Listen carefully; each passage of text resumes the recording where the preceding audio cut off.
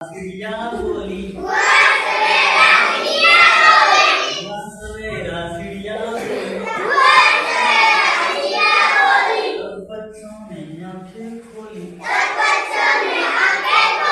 अच्छे बच्चे मंजन करते अच्छे बच्चे मंजन करते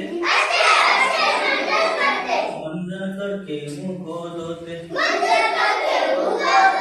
मंजन करके मुंह को धोते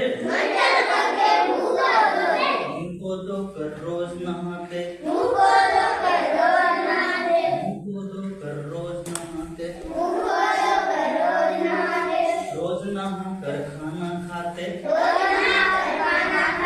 रोज नहाकर खाना खाते